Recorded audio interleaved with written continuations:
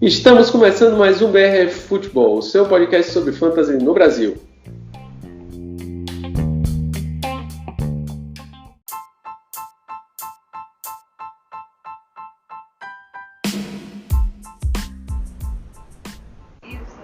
E aí, pessoal, estamos voltando aqui. Na semana passada falamos de running backs e esta semana resolvemos trazer essa turma que para mim tá bem legal de wide receivers. Fiquei mais empolgado até com essa turma de wide receivers do que dos running backs.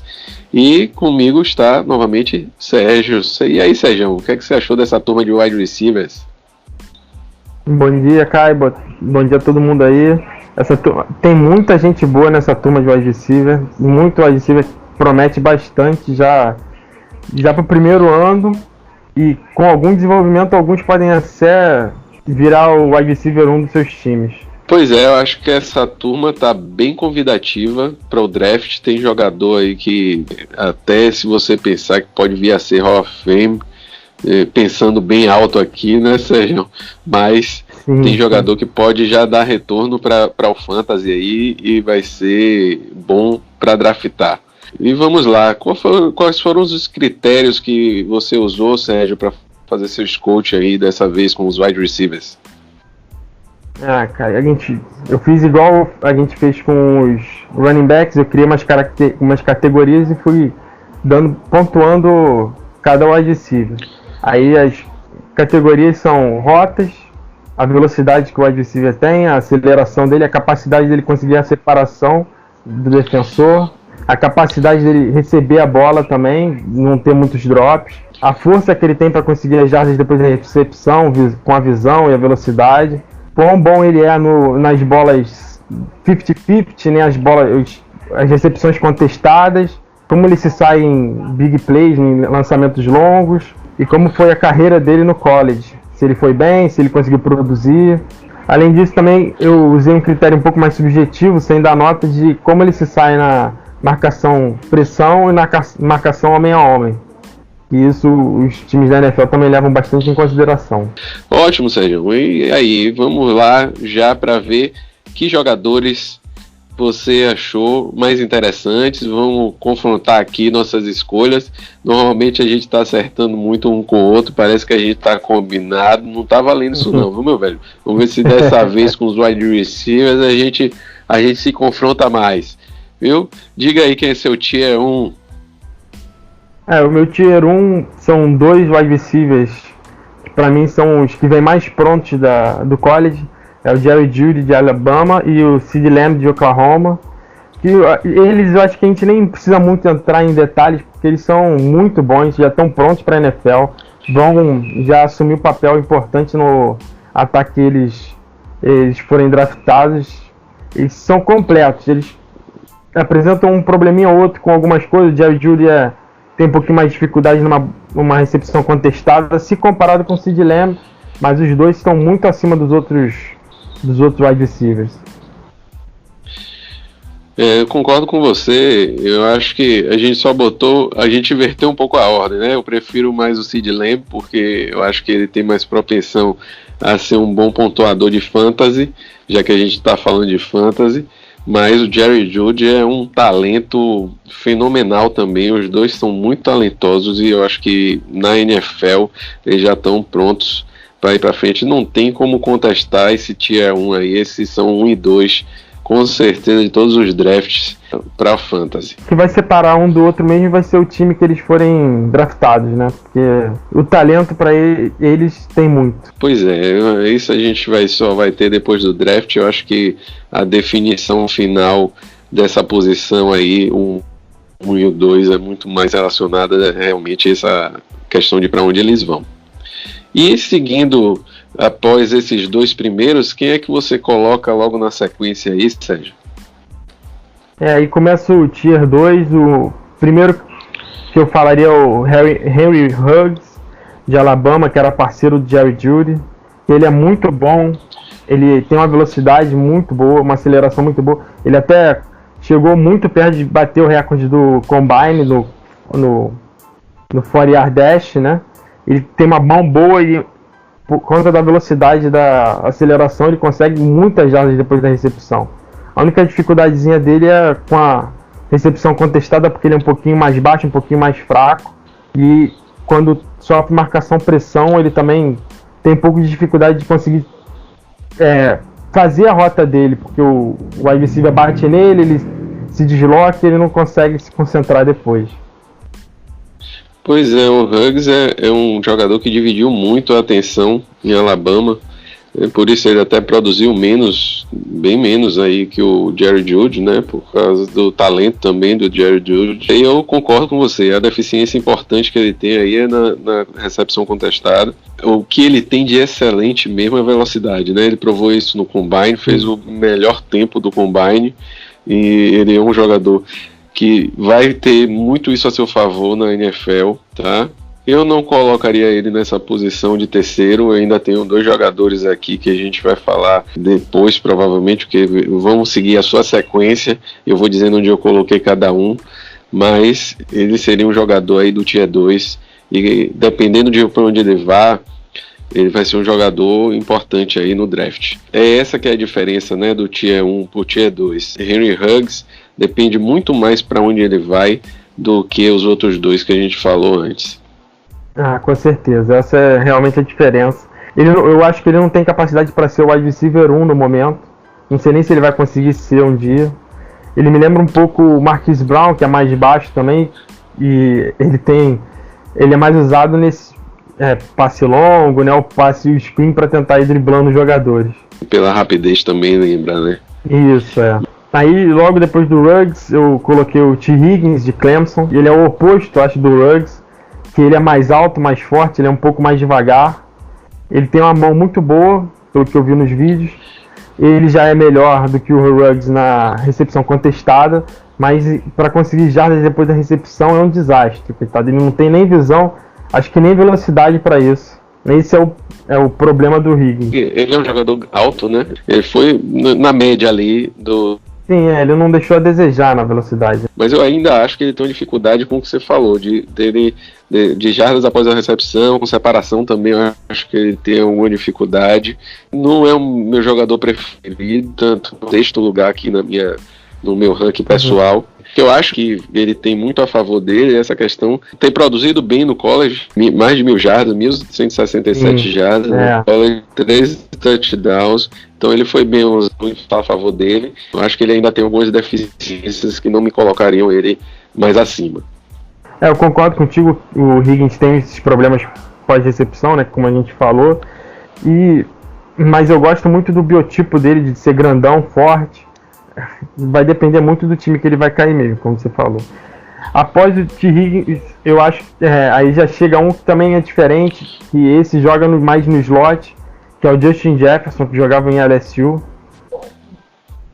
Esse é bom em recepções contestadas, ele é rápido, ágil, é bom para driblar os jogadores, tanto que ele consegue, ele é razoável conseguindo jardas depois da recepção. Um pouco do problema dele é que ele tem uns drops, assim, eu acho que por questão de foco, aí ele pega a bola e quer receber a bola antes, quer pensar, ele começa a pensar no que vai fazer na corrida antes de receber a bola e acaba deixando cair. E ele também tem um pouco de dificuldade, na minha opinião, de conseguir separação dos cornerbacks. Eu acho que ele é um bom playmaker, né? Ele é um jogador propenso a big plays, é um jogador que tem um tamanho excelente e peso excelente para a NFL, né? 6.1 o tamanho dele. E foi bem rápido aí no Combine, 4.43, ele correu 40 jardas. É um jogador que tem todas as características somadas de um bom wide receiver. Essa questão de rotas, de recepções contestadas. Talvez eu esteja mais até inclinado para ele com relação à separação do que você, que eu não achei ele tão ruim assim. E tem uma coisa que ele é bom também, que ele bloqueia, né? Ele bloqueia bem. Ele tem vontade para bloquear, de bloqueio, ele tem. Na verdade, o que a gente vê, o que favoreceu muito o Justin Jefferson aí nesse último ano foi essa campanha excelente da LSU, né? Ele é um jogador que produziu o melhor no college de todos os nossos prospectos aqui, pelo menos dos que eu trouxe. Ele fez 111 recepções para 1.540 jardas, 18 touchdowns. Então foi um jogador extremamente produtivo, bem utilizado. Joe Burrow ajudou tanto ele quanto o Hilaire. Então... foi um ataque que todo mundo acha que... Diz, né, que foi um dos melhores da história do college, né? Então isso ajuda muito o Justin Jefferson e o Hilaire. Com certeza. Então, mas eu gostei muito do que eu vi do Jefferson, tanto que eu coloquei ele acima do Henry Huggs e do Tyree Higgins, tá? Para mim ele é o quarto nessa meu ranking pessoal aqui. Cada um tem o direito de discordar, isso é bom, né? Isso que é o legal de fantasy. Inclusive porque aí você vai draftar um num lugar, eu vou draftar no outro. A gente vai comprovar depois aí. A gente não vai brigar. Não vai brigar pelos jogadores, a gente já sabe. Na quinta posição, logo após de Justin Jefferson... não, já é a sexta posição, desculpa. O sexto wide receiver pra mim é o Laviska Shenault. Esse cara, eu gostei muito do que eu vi dele, do vídeo dele. Assim, nota, ele até ficou acima dos outros no Tier 2. Ele é muito bom em big play. Qualquer recepção parece que ele vai levar para touchdown. Ele é muito bom também mudando a direção, né? Ele é forte, aí os jogadores têm dificuldade de taclear ele. Não tem medo de contato, ele vai para cima dos caras. Mas ele tem um grande problema para mim, que é o histórico de lesão dele. Ele se machucou no ano passado 2 vezes. Agora no Combine ele já tá machucado de novo, ele vai ter que fazer uma operação, acho que é no tornozelo. Aí fica difícil, apesar do talento, a gente já começa a desconfiar do que pode chegar, que vir a ser, né, o T. Higgins por conta disso. O Shenault. O Shenault, desculpa isso. O Justin Shenault. O Laviska Shenault, desculpa, gente, tô confuso aqui. Então, o Shenault é um cara grande, né? Um cara que ele tem a altura de wide receiver e peso de running back. Tanto que ele é usado. Ele é usado também bastante lá como running back. Mas é um trator, né? O cara sai levando todo mundo. Ele é mais pesado dessa classe, pelo menos que eu analisei. Ele é muito forte. Esse é o grande problema dele, eu acho. Né? Porque o jogador que é muito físico, ele acaba mais propenso à lesão. Então, e para mim, você colocou, eu também coloquei o histórico de lesão, o que mais preocupa nele. Né? Não dá para você confiar no jogador que você vai deixar mais sentado do que jogando. Então, isso aí, porque às vezes a gente pensa quando tá draftando, não, ele se lesionou, vai jogar e tal. Que nada, o cara que tá se lesionando o tempo todo, pro seu fantasy é horrível. Então, por isso, nesse tier, eu deixei ele no tier 2 por causa da qualidade, mas eu deixei ele em último no meu tier 2. Ele tá em 7º lugar no meu ranking. E, assim, o jogador promete muito, mas eu não sei o quanto ele vai ficar jogando mesmo. Então, eu colocaria ele um pouco mais embaixo. Eu acho que ele vai descer bastante nesse draft. Exatamente. Eu não acho que ele vai sair onde ele poderia ter saído por causa de lesão. Também acho. Isso vai pesar muito na escolha dele, e aí os times mesmo não vão usar muito. Essa é a minha desconfiança com ele. Porque talento, de repente, ele poderia até chegar no Tier 1, se a gente forçar um pouco, mas o cara não consegue ficar em campo, quem não fica em campo não pontua, né? Pois é. Tier 1 eu não diria, mas no Tier 2 lá em cima, nessa fronteira, eu ficaria. Porque o Tier 1 tá muito superfaturado com os outros dois, nesse caso aqui. Mas num draft, realmente, ele ficaria bem em cima. Bem acima do que o histórico de lesões dele tá deixando ele. Aí, depois do Laviska Shenault, eu acho que tem o wide receiver, que é a maior discordância entre todo o mundo da dinastia, né? Que é o Jalen Reagor, lá de TCU, que ele é muito rápido, ele é baixinho, ele é uma ameaça para passe longo em qualquer momento. Só que minha restrição com ele é mais por culpa da faculdade dele, que não permitiu ele mostrar todo o talento dele. O playbook da faculdade era praticamente corre para frente ou você faz o slant, que era o Jalen Reagor. Então ele ficou muito limitado nas rotas que ele correu no college. E o QB dele era sofrível, então ele não conseguiu nem produzir muito por conta disso. Mas ele mostrou muito talento. Saindo da escola pro college, ele era o wide receiver 1 do mundo, né? Dos Estados Unidos. O Jalen Reagor é realmente incógnita maior pela discordância aí do meio. Tanto que você colocou ele por último no seu Tier 2 e eu coloquei ele em primeiro. Ele não conseguiu produzir, ele teve 43 recepções, 60 jardas só e só 5 touchdowns. Mas foi um jogador que realmente me impressionou pela qualidade das características de wide receiver dele. Se a gente for fazer uma propensão desse jogador para a NFL, eu acredito que ele é um jogador que vai sair mais acima. É um jogador que pode ser muito bem usado, quase pronto para tudo que a NFL pode desafiar ele. Para mim, vai diferenciar muito também quem vai draftar cada jogador, né? Destaque assim, com um pensamento mais retrógrado, né? Tipo, mais de corrida. O Jalen Reagor, eu acho que ele acaba sendo um pouco prejudicado por isso. Só o quarterback atrapalha um pouco. Depois do Reagor, para mim, quebra o Tier 2 e começa já o Tier 3. E o primeiro desse Tier 3 seria o 8º da nossa lista. É o Brandon Ayuk, da Universidade de Arizona State. E ele é muito bom retornando passe, apesar disso não ganhar ponto pra gente, mas pode dar confiança pra ele. E isso mostra também que ele é bom após a recepção, né? Porque é uma coisa bem equivalente. Corre bastante no slant e no vertical, assim como o Reagor. E isso realmente é um problema dele, porque ele não consegue muito bem executar as outras rotas. Isso é um pouco atrapalha ele vai precisar evoluir um pouco. Mas ele mostrou um bom talento rastreando a bola. Quando o passe é muito longo, ele consegue saber onde a bola vai cair e se posicionar bem. E ele jogou sempre no lado esquerdo do QB, uma coisa também que questiono um pouco, porque isso atrapalha na NFL, que os jogadores não vão ter posicionamento fixo. Então, não sei se isso também é uma culpa da faculdade ou dele. Recebendo passe contestado, ele também demonstra um pouco de dificuldade. Aqui no Tier 3 a gente vai ver muito jogador que tem algumas deficiências que vão ter que ser trabalhadas a nível de NFL, né? E isso vai acabar acontecendo naturalmente. É um jogador que tem boa velocidade, tem uma boa possibilidade de big plays.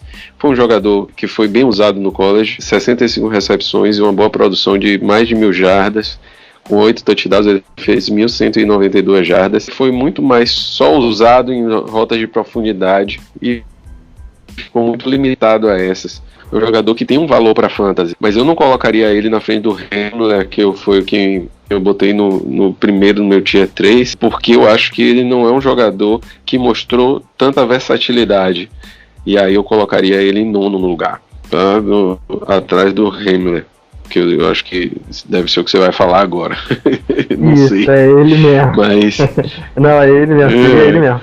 O Hammer, ele até na minha pontuação, ele ficou com uma nota maior. Ele até mostra que a nota não é o mais importante, né? O vídeo. Tem outras coisas que a gente analisa também, né? O principal vai ser, ainda mais nesse tier, onde que cada jogador vai ser draftado. O Hammer, ele foi bem no college, só que ele só jogou 2 anos, né? Só produziu por 2 anos, aí isso pesou um pouco, na minha opinião. E o fato dele jogar mais no slot também, eu acho que atrapalha um pouco para produzir na NFL, pro fantasy em si. Porque ele vai precisar mais de jardas depois da recepção, apesar de ser um dos talentos dele. Na NFL vai ser bem mais difícil você ficar dependendo disso, como ele dependia no college. Mas o Hamler, ele é muito rápido, ele é muito bom conseguindo jardas depois da recepção. Só é um pouco fraco, que atrapalha ele até quando ele é pressionado na linha de scrimmage. Mas como slot, ele é poucas vezes pressionado, né? O que fala muito a favor dele, ele tem realmente a velocidade, boa separação, é um bom playmaker. Ele tem realmente essa questão do slot que vai atrapalhar ele, é o que você falou, ele é scrimmage com facilidade, porque ele é um jogador pequeno. Dessa turma aí que eu analisei, é o menor jogador, mais leve. Então ele vai sofrer um pouco aí com os defensores e pode ser que isso desça um pouquinho ele na avaliação para o draft. Mas realmente é um jogador que tem qualidade e vai sofrer com esse tamanho dele. na NFL. Depois do Hamler, para mim vem o Mims de Baylor. Tem um probleminha com as rotas dele, mas é muito bom com a mão. Ele recebe a bola, se a bola for na área de recepção dele, ele vai conseguir pegar a bola. É muito bom em recepção contestada. E tem uma capacidade muito boa para big play. Ele arrebentou no combine também, uma coisa que pode pesar para ele, a favor dele, né? Pode fazer com que ele suba na NFL, que acaba causando que ele tenha o draft capital maior. Ele é grande e forte, ele só não é muito elusivo, então ele tem um pouco de dificuldade depois da recepção para conseguir muitas jardas. Isso, eu acho que fisicamente ele é bom, ele é alto, ele é razoavelmente forte, como eu falei, então ele é outro aí que pode se destacar desse Tier 3 para mim. Um cara rápido, né? Fez a quarta sobre ele, é como ele teve uma trajetória consistente no college, né? Todos os anos ele foi um jogador que no primeiro ano, quando veio do high school, não teve uma boa produção, mas nos outros 2 anos foi um jogador que produziu de forma consistente. É um jogador que tem boas características de wide receiver e ele pode ser bem aproveitado pelo tamanho, por essas características realmente. E a questão do college, do combine, falaram bem a favor dele aí. Sim, sempre pesa a favor do jogador, né, quando ele surpreende assim no college, no combine. Falando de combine, a gente não pega o combine apenas. O que o combine tem de bom é para você saber se aquele jogador tem as características apropriadas. A entrevista é importante, né? E se ele tem, como é que ele está fisicamente dentro do que se é esperado para a posição dele. Não é isso que vai definir tudo, mas isso vai pesar um pouco, né? Tanto que jogadores às vezes sobem um pouco mais, que mostraram que não se esperava dele no combine. Tem jogador que correu mais rápido do que esperava-se dele, né? Por exemplo. Os resultados físicos, né, do combine não são os mais importantes, né? Que os times da NFL falam que o mais importante para eles é o contato que eles têm com os jogadores, as entrevistas, as conversas que eles têm. Às vezes tem um jogador que surpreende mais ou para menos. Eu lembro do John Ross, que bateu recorde de velocidade no 4-yard dash, subiu muito no draft, foi draftado por Cincinnati e acabou demorando muito para conseguir produzir, só veio produzir esse ano e ainda se machucou. Então os resultados físicos a gente não pode se basear só neles. Ainda falando de Tier 3, logo depois do Mims vem o Tyler Johnson de Minnesota, que produziu muito bem, principalmente nos últimos 2 anos no college. No último ano ele teve 86 recepções para 1.300 jardas e 13 touchdowns, um número excelente. Ele é muito bom recebendo passe, se for no raio de recepção dele ele consegue pegar a bola. Ele é muito técnico, compensa um pouco a falta de velocidade que ele tem. Ele joga ou aberto ou no slot, é um lado positivo dele para a NFL, que ele vai mudar de posição na NFL, no ataque, então ele pode ser muito utilizado, não vai precisar sair muito de campo, e ele é muito elusivo. Consegue driblar a marcação, atrapalhar o jogador, o jogador vai taquear ele consegue driblar, ele só tem uma dificuldadezinha de se desmarcar, criar separação, e o que é evidenciado quando ele é marcado homem a homem, que aí o cara não larga dele e ele não consegue fazer o cara sair de perto dele. Pois é, o Tyler Johnson tá aí nesse Tier 3 também, é jogador que depende muito para onde ele vá, tem boas características, essas aí que você falou, né? A questão do cara receber bem a bola é uma coisa que realmente pesa muito no futebol americano, né? Porque se ele não consegue receber a bola, acho que essa é uma das grandes dificuldades de John Ross. O que fala muito contra John Ross, na minha opinião, é a questão da recepção. John Ross, a gente estava falando no ano passado, no início do ano, naquela hora que ele deu aquele up na produção, né, que todo mundo falou, agora é John Ross, mas a gente via que ele estava recebendo 50% dos passes que iam para ele, né? No máximo. Então é um jogador que ele pode até produzir em algum momento, mas para ele produzir com consistência, ele vai ter que se esforçar muito mais. E para ele ser produtivo no fantasy, ele vai ter que se esforçar muito mais. Então, ele acaba perdendo o valor de fantasy por conta disso. Na NFL, se ele é um jogador que não consegue prender a bola. E essa coisa de não conseguir receber a bola pesa também. O quarterback acaba não tendo confiança nele. Como é que você vai passar a bola, precisando converter, por exemplo, uma terceira descida? Você não vai passar a bola para um cara que você pode jogar a bola na mão dele, ele vai deixar cair e você não vai conseguir a primeira descida e vai perder a posse ofensiva. Então, isso pesa muito contra o wide receiver. E já é bom que a gente já tocou nesse assunto. Esse é um problema do próximo wide receiver que aparece para mim aqui, que é o Bryan Edwards, que ele tem muito drop na faculdade, muito. E são uns drops, às vezes, até meio bizarros. Ele também tem dificuldade de aceleração, não é muito elusivo, mas ele é muito forte, muito técnico, ele é bom correndo as rotas que ele executa, por isso ele aparece aqui para mim nessa posição. Eu também tenho, agora ele tem uma lesão no menisco que pode ser que pese um pouco no draft dele. Pois é, o Bryan Edwards acaba sendo, assim, meu último na posição, já no Tier 4, até por causa dessa questão de drops, né? Eu acho que isso é uma questão muito importante e acaba que ele não é um jogador que eu fiquei muito empolgado por conta disso, e também esse histórico de lesão aí, lesão de menisco, meu velho, e joelho, na verdade, em geral, né? Mas tudo isso vai minando o cara. E alta produção, atleta de alta produção, realmente lesão é ruim. Demais. Com certeza. O próximo wide receiver para mim é o que fecha o Tier 3. O Michael Pittman Jr. de USC. Ele tem uma capacidade boa para recepção contestada, ele é bom recebendo passe, mas ele não é muito bom driblando os jogadores. É muito lento, ele é bem devagar, ele é bem pesado, ele é o mais pesado da classe, não é tão pesado quanto o Laviska Shenault, mas os dois estão muito acima dos outros, ele é bem alto, ele seria um bom, de repente, aquele possession receiver, né, que é o que consegue as jardas que você precisa ali para o primeiro down, mas você não pode esperar dele uma jogada muito longa, nada desse tipo. Pois é, eu acho a mesma coisa. Ele, na verdade, ele usa até bem o tamanho a favor dele, né? Ele consegue produzir bem após a recepção por conta disso. Em recepções contestadas, ele não é tão eficiente assim. Ele produziu bem no college, o que fala bem a favor dele, e correu razoavelmente no 40 dash para o peso dele, né? Porque 4,52 ainda é uma boa velocidade.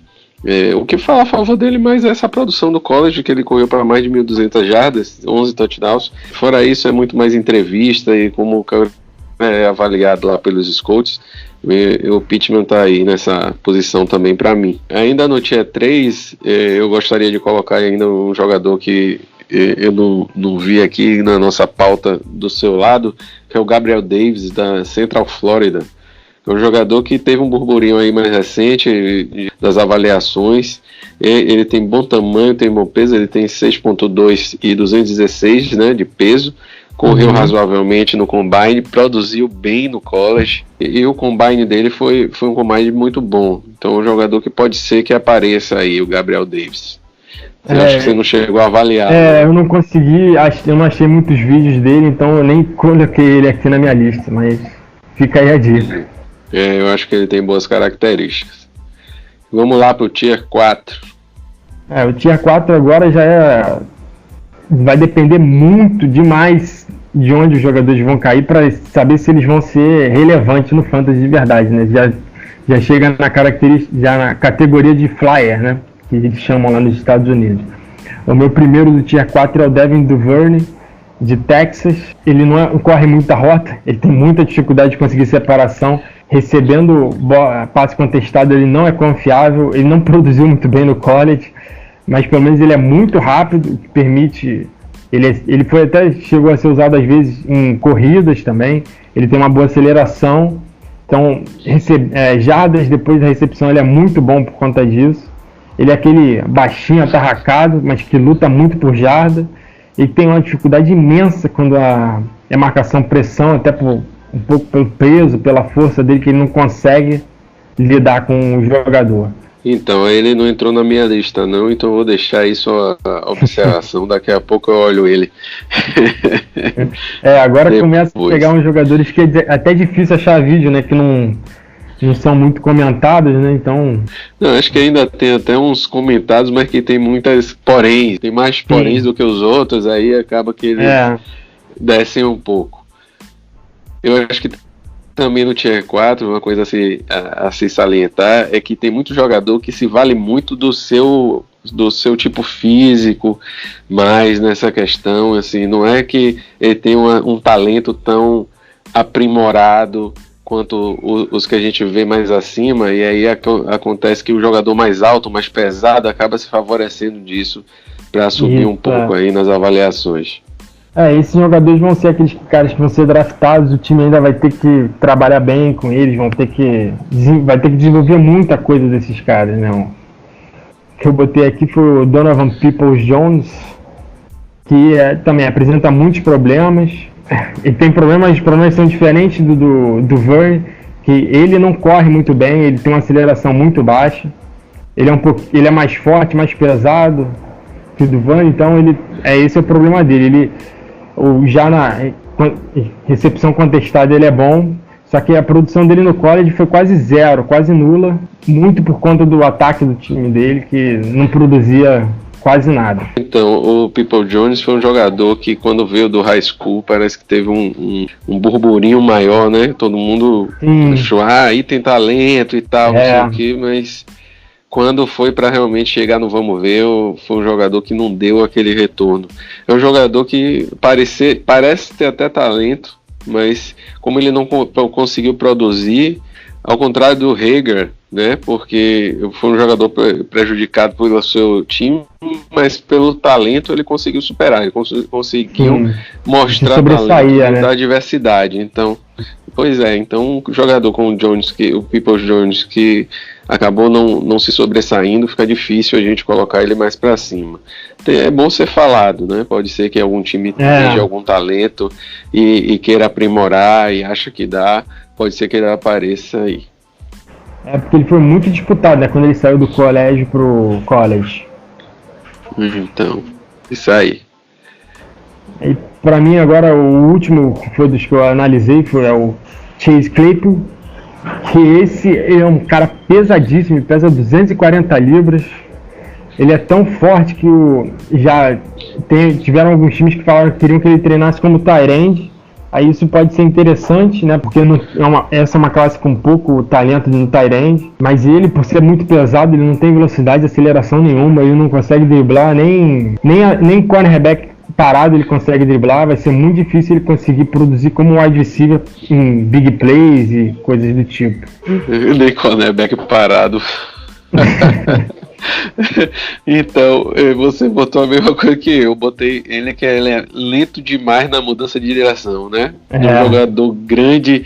Se você olhar esse cara jogando, inclusive o número dele é 83, então se você não conhecesse ele, né, com esse número de tight end, então tem até o wide receiver que tem esse número de 80 pra cima mesmo, mas é mais o tight end. Então você olha pra ele, esse cara é um tight end, pô. Exatamente. Então, pra mim, ele é o protótipo do jogador desse Tier 4 que se favorece pelo tamanho. Então ele consegue ganhar, consegue jarda após a recepção por conta disso. Agora o que falou mesmo a favor dele foi o 4-yard dash de 4.42 no Combine e a produção, ele até produziu na... O cara é rápido. Ele correu. O problema dele é a proteção, não pode usar o escolher. É a mudança. Na verdade, deve ser isso. Perde a força, cortou o cabelo do Sansão. Então, mas na verdade, o que você falou nessa questão de aceleração é o que mais fala contra ele. Para mim, ele é muito lento na mudança de direção. Você vê esse jogador mudando a direção, ele não consegue, cara. Ele não consegue. Ou ele passa por cima do cornerback parado, ou ele não vai mudar essa direção, não. Ele é muito devagar na direção. Então, pra mim, ele é um jogador que eu não boto muita fé como wide receiver, pelo menos eu não boto muita fé na NFL, não. É um jogador que acaba, porque como é muito pulverizado, ele acaba aparecendo no college. Porque ele vai jogar contra a defesa mais fraca, não é a mesma defesa da NFL, o cara desse tamanho vai... muitos problemas, né? Pois é. Mas os jogadores são mais fracos, imagina um cara desse tamanho quando um cornerback que pesa 190 toneladas, 190 libras, não tem nem comparação, o cara vai passar por cima, aí vai até parece que ele consegue fazer... É o que o pessoal fala, né? Ele parece uma barca mudando de direção, né? Que ele tem que parar, aí vai pro lado, aí já era. Esse milésimo de segundo conta demais. Até produziu jazz, porque ele conseguia sair atropelando, até conseguiu jazz. Não é que ele não tem, é zero de talento, até que ele tem algum talento e tem essa velocidade aí, foi impressionante, né? Mas vamos ver se os times vão achar o mesmo na NFL.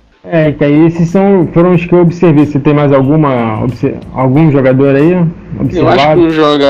Eu acho que um jogador pra gente falar por último aqui, desse grupo aí mais relevante, com certeza o Antônio Gandy Golden, né? Um jogador que foi muito ovacionado, já chamaram ele de Baby Júlio, né? Inclusive o número dele é 11, né? Bloqueio formável, tem bons jardas após a recepção. O que é mais preocupante nele é a velocidade, tá? Ele não é só que ele chegou no combine e fez 4.60, né? Um dos mais lentos aí da turma, mas é um jogador que parece que o tamanho e o peso dele atrapalham o talento dele na NFL. Ele até produziu bem, mas é aquela coisa, ele veio de Liberty, né? Vamos ver com quem esse jogador jogou contra. Produziu, teve 79 recepções, 1.390, quase 1.400 jardas, 10 touchdowns, é uma boa produção no college. Mas o fato do biotipo dele atrapalhar ele, né, ele não conseguir correr por conta desse biotipo, eu acho que vai atrapalhar bastante essa transição para a NFL. Mas tudo é nossa presunção, né? A gente está falando aqui do que a gente acha que vai acontecer. Pode ser que algum time veja ele, mas dizem muito, né, que cabeça de juiz e bunda de bebê, a gente não sabe o que sai. Eu vou fazer parafrasear aqui para o Scott, e cabeça de Scott a gente não sabe o que é que vem, né? Então, fora que tem cada característica, eles conhecem os times deles, necessidade dos times, então o time vai direcionar suas escolhas para isso. Não pode ser jogador que acabe sendo draftado. Eu acredito lá, não nem nos 3 primeiros rounds. Ele vai lá pro 4. E depois vai ficar brigando por uma vaga no roster, né? Então, eu acho que ele tá mais propenso a isso mesmo. Pois estou muito feliz com essas nossas avaliações. A gente conseguiu ver muitos jogadores aí de wide receivers. A turma que para mim empolgou mais até do que os running backs desse ano. Tem muita gente boa que pode ser bem aproveitada e que pode render aí nos nossos drafts de Dynasty. Eu acho que essa posição é a que mais vai aparecer nos nossos drafts, né? Tem muito jogador que promete. Eu acho que tem muito jogador para já chegar e resolver alguns problemas de times de Dynasty e até da NFL. A gente vai continuar produzindo essa série aí de avaliação dos prospectos para o draft. Até o draft a gente deve estar soltando aí os quarterbacks e tight ends. E a gente vai continuar aqui, eu e o Sérgio, fazendo essa tentativa de scouting para vocês, para tentar direcionar as escolhas para os drafts de Dynasty do próximo ano. Acompanhe a gente aí nas redes sociais, o @brffutebol no Twitter e no Instagram, brffutebol.com.br, e deixe seus comentários. A gente gosta muito, se você ouve aí pelo Apple Podcasts, deixe lá seu comentário, avalie o podcast. A gente vai ficar muito feliz, porque a gente está aqui aberto a críticas, tudo para a gente melhorar, a gente está fazendo esse trabalho para vocês. Um grande abraço, Sérgio. Também, cara, um grande abraço para quem estiver ouvindo, para todo mundo que gosta de fantasy. A comunidade de fantasy no Brasil só cresce, que isso é o melhor que pode acontecer para a gente. Beleza, fiquem com a gente, um grande abraço.